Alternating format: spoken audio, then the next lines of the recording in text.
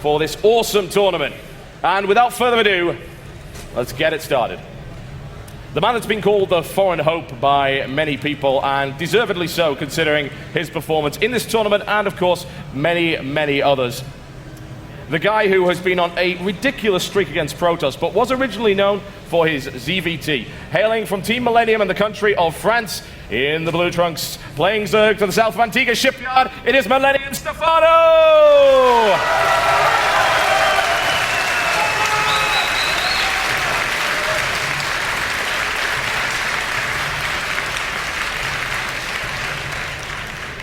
And his opponent, all the way from South Korea, from the team of TSL, the Super Cup champion, and fighting his way through the bracket from hell to make his way here and winning a lot of new fans in the process, deservedly so, showing exceptional TvZ performance, as well as pretty much every other matchup. He is in the red trunks, he is playing Terran to the south, indeed the north, never mind, we're upside down. It's the north, this isn't Australia, never mind. It is the one and only TSL Polt!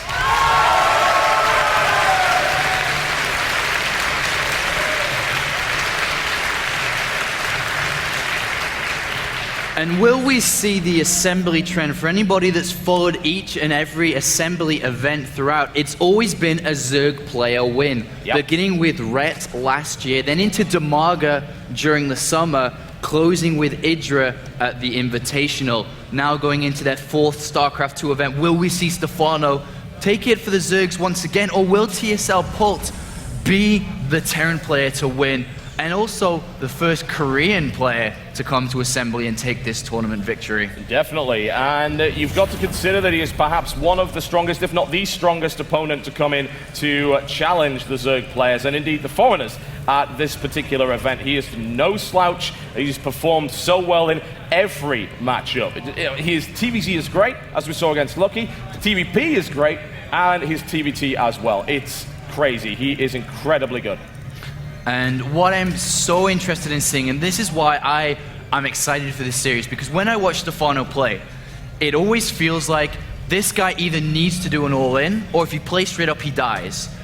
Against Polt, I can't say that anymore. He doesn't need to do an all-in. He can play straight up and very easily keep up with what Stephano can do. So that's the reason why I'm so excited for this series. We do see a couple of drones coming down here, loss of mining time to deal with the bunker, so a nice trade here by Polt, but he always likes to try and get it up anyway here, but Stephano does pick off the SCV there. Yes, the bunker rushing, fake or no fake against Stephano, will only end one way. But as you said, it is designed to waste mining time. A single SCV picked off and a cancel, so not too shabby. And it will be a pretty standard opening right here from Polt. It is Reactor Hellion. And this can be a bit risky against Stephano, as we've seen from his games against Puma, where this flat out fell on its face. Stephano absolutely destroyed it. Absolutely, and we'll see what happens this time around. How many links does Stephano make? Just the 4 links to begin with. Does have an Overlord sneaking around to a very nice position, and I feel over time, this position on the left here will be read better by Terran players and be like, all right, well, I'm not going to let him do that. And Stephano can't really take the Marines to the Overlord either, and does decide to go north, because around that side there, it actually can get hit by Marines, but Polt doesn't know it's there. We do have 2 Hellions coming out and 2 more as well. And then we also have the Marauder coming here. Did begin a Marine, but does want to open up safe, change his hit for the Marauder, as you need that Marauder just as a safety net, because if aggression does come, that Marauder just gives you that extra bonus against roaches, of course, and helps against banelings, and then you can easily continue production of them afterwards. Yep, Spinecrawler already up, just complete as the Hellions land. Perfect timing, gets a hit off, but the point of these is, of course, to try and prevent creep spread. Maybe slip in, but against Stephano, it's extremely rare to see that happen, especially just on one factory.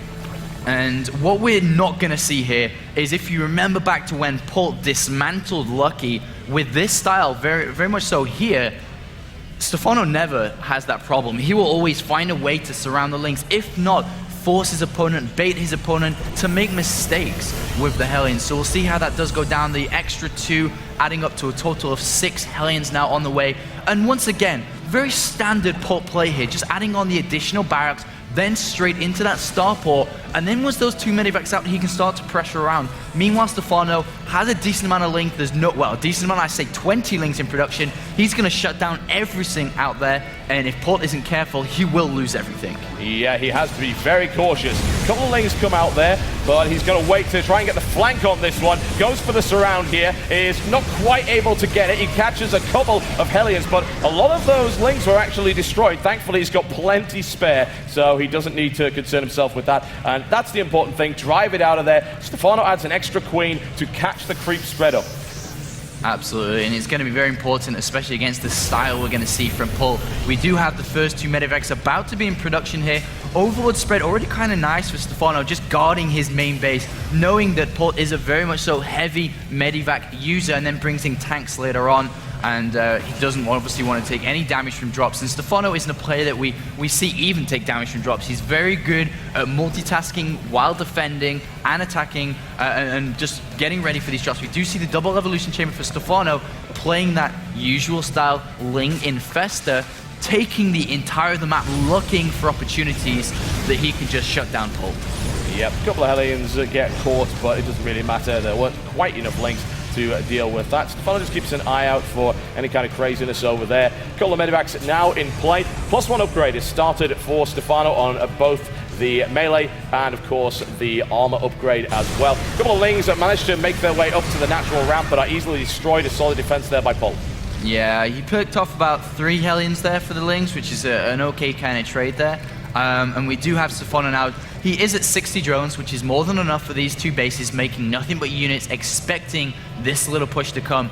And upon Polt watching Puma, he can easily say, all right, this guy's not going to go to lair, he's going to stay on Lings only. I don't need to get tanks that fast, because he will shut down any push. And I wouldn't be surprised, I was going to say, I wouldn't be surprised if he threw down a 3rd base, which he has, but I'll come back to that shortly as Polt does push towards this 3rd base. Yep, he's able to push away the initial Ling Vanguard. Actually, the Ling count right now is distressingly low, and Polt's going to try and take that 3rd base. He may be able to do it. We need a few more Lings on the field. It's only 18 right now, which is nowhere near enough, and that 3rd is most likely going to go down in a nice little attack here by Polt. The Lings come in desperately trying to save it. He doesn't quite have enough to go up against that. He realizes it, and he's going to have to let it go, and that's a good, solid start there by Polt. That's a very big win for Polt so far, and Stephano just not quite having the Lings out fast enough there. He did lose a lot of Lings when he killed those 3 Hellions, which is why he didn't have anything there, unfortunately, but that's a big win for Polt, but more of a mistake from Stephano there. And now let's go back to this 3rd command center. As I said, that he doesn't need to rush to get tanks out onto base against this style. Why does he need tanks when Marines and Medivacs are so good against Ling only? He only needs the tanks when the composition for Stephano gets more complicated. And in that time, he can easily build this 3rd base. And once again, we see Polt picking up whenever he is at a losing fight. Yeah, the Ling-only style without Infester simply doesn't work against this. These are far too efficient. It takes too long to kill Marines. You can't really get the surface area, and the Medivacs just keep them alive. And you've got the option of just lifting up immediately and getting the hell out of there. So Stephano will have the Infestors. They're on their way. And in the meantime, Polt continues the pressure. A cheeky attempt to get that hatchery up is immediately cancelled. And funnily enough, we're seeing the same thing that Stephano does to Protoss players. Like, you cannot have a 3rd base. Yeah, and Stephano has, or had to double expand there, down in the bottom left as well, so that may actually be a bit of an illusion for Polt, maybe expecting that, oh great, I denied the 3rd base again, fantastic, but in reality, there is that base down in the bottom left here. Stephano running Lings, sees SCVs moving towards the 3rd base, tries to poke up, but gets shut down immediately, but already knows that that 3rd base is there. Are we going to see a really big push? But what we do see from Stephano is he's gone to Hive really fast here, a lot faster than usually expected, and this may catch Polt off guard as he has no idea what's really going on. And at the same time, I was going to say, maybe now is the time that Stephano can launch a big assault towards that natural 3rd base area, understanding that that is a pretty fast 3rd base. The army supply is okay, but it's not really big. There's a lot of units out of position, and with Infestors and Fungal Growth, if the Marines aren't spread, he could do a lot of damage here. But we do see a Medivac in the left-hand side immediately spotted by a single Marine, and Stephano, man, he will not get dropped. No, he won't. He is very difficult to drop effectively. It generally gets picked up incredibly fast. There's always Lings, Banelings, or Infestors waiting for it. And one of his strengths is the fact that he doesn't get surprised. He's all over the place, all the time. And Polt has decided, actually, and this is a nice thing to do, to empty out this medevac so that perhaps a lot of fungals end up getting wasted here and they doesn't kill the 8 Marines that are in the corner. It's also a mind game, too, because Stephano may now not leave anything there, being like, oh, great. Kill the 8 Marines, good. Yep. That's really good. That was easy. And then all of a sudden, the Marines are still there, but look at Stephano. He's like, not going to work on me. But going back to what Stephano is doing is, he did decide to throw down the Ultralis Cavern in the main and was like, no, actually no, and puts it on the natural. So if Polt did scan the main and saw the hive, he wouldn't really know what Stephano was doing behind there. So smart decision from Stephano to hide that. The Marines do get cut down on the left-hand side now, and Stephano, like he said, is trying to go for these Ultralists, which is going to be a humongous surprise for Polt,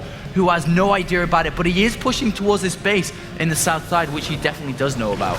Oh yes, he's going for that. And you know, something I like about Stephano is, if you notice the way that he builds Ultralisks, like maybe 2, 3 at a time, he never goes up for a massive money dump into Ultras, which seems to lose every time anyone does it. He just adds them on as he feels that he needs them, and he doesn't add on any more than is absolutely necessary. And I really do like the fact that Polt is adding in Marauders, even though he doesn't know what's coming, because it's just kind of, all right, I've got a few. And it's not a bad thing not to have some, and it's worse if you don't have any, and it does hit you by surprise. So I do like that. Speaking of surprise, look at this. This is the surprise for Polt. Yeah, we've got this big spread across there to try and take on the 4th base of Stephano, but in the meantime, he's going to try and take the 3rd out, as well as ravaging the mineral line of Polt. In the meantime, he comes back and gets caught out by a fungal growth, a 2nd fungal, it's a good one, a 3rd on the right flank here, losing 1 infestor, needs to be a little bit careful, but he's doing a lot of damage.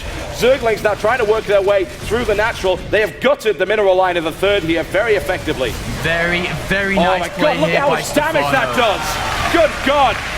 That's what happens. That is what happens when you have +2/+2 and you've worn your opponent down sufficiently with fungal growth. You could decimate his army, and that's exactly what he was able to do. The Ultralist comes in there, and Stephano loses a couple of infestors. Not necessary. Would have been nice if he had Burrow there, but he's done good damage. Yeah, and I don't know what's happened to this +2 armor from Polt. It's just not even being constructed. And no. Polt's army was down at the south side, and Stephano's like, all right, take that base. I'm going to gut your 3rd base mineral line. He killed 18 SCVs and cut down the army. And here's a surprise for Polt as he scans and sees the Ultralisks. And they're about to be fully upgraded. Well, at least the +2 armor's going to kick in, soon to be fully upgraded. But still, the army for Stephano is looking pretty good. Even though it's not that big, with the extra units about to pop out, he'll be able to crush what Polt has. Yeah, and he's going to most likely be fighting on creep as well. Any attempt to push towards the 3rd is going to be creeped up to the max, and he'll get a lot of maneuverability and be able to get a good angle, and he thinks he's got one. He finds a tank undeployed there. There's a bunch deployed, but they get decimated incredibly rapidly. He picks off all the tanks in the center here. The Ultras now charge up through the right flank, and Infested Terrans landing in as well. He's coming in from all sides. This initial force is going to get smashed. Oh, really good play there by Stephano, cleaning up, but reinforcements from Polt are coming. Stephano, does he have enough just to tip the edge in his favor? The medivacs are healing and stuff. Nothing's been kited. A tank is there as well. This is very, very close here. Yeah, it really, really is. The supply count for both army size-wise is getting very low. They both just tore chunks out of each other. The final Ultralisk will fall. The reinforcements that are there are not enough to take that 3rd base out. And Stephano holds it and does a lot of damage to Polt. He does, and Stephano goes in again, smelling a bit more weakness, especially as his upgrades are now about to be completed. More Ultras are in the making, but Stephano is just shredding these Marines one at a time and pushing more and more deeper into Polt's line. It's pretty damn good, by the way, and he's demonstrating it right now. +3, about to kick in, and it's going to be 3/3 Lings against 2/1 everything else. The tanks only have a +1 as well. That's crazy. That's incredibly dangerous. And if we look at units lost, resources-wise, it's 20 resources in it, but Stephano's mined a lot more throughout this game. Absolutely, and he's going on the assault once again. Total Biscuit towards that natural. Not the best area to engage. He will lose in not a great ratio, but will Polt have enough? Oh, well, I mean, that Ultralisk has something to say about that. It's going to cleave through one. It's going to cleave through another. It's having none of this nonsense. It's going up the line, chasing down those Marines, who will also be locked in. And finally, Stephano makes his way with a small force into the natural. Nothing but units have been making. Just from the start of this push started just by Stephano's natural, and now all of a sudden it's on Polt's natural. It's in the third and as well. It's just been coming and coming, and now Polt is on the back once again. No third base. The income Total Biscuit has dropped considerably. Its supply is falling like a rock as well. Oh, it's raining men. Hallelujah. Down goes the tank. GG.